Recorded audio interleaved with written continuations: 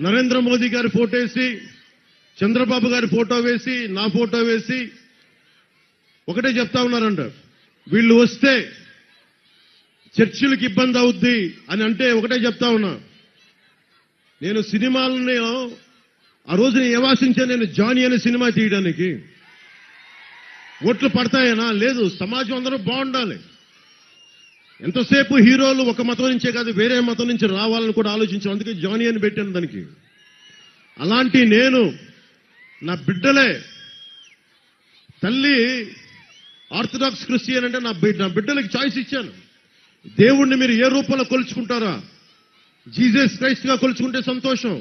నేను ఎవరిని, నా బిడ్డల్ని కూడా మీరు ఏ మతంను, ఏ ధర్మాన్ని మీ గుండెల్లో వెలుగొస్తో ఆ ధర్మాన్ని పాటించమని. అలాంటి వాడిని, అలాంటి నేను బాబాసాహెబ్ అంబేద్కర్ని గుండెల్లో స్ఫూర్తి నింపుకున్న వాడిని. అలాంటి నేను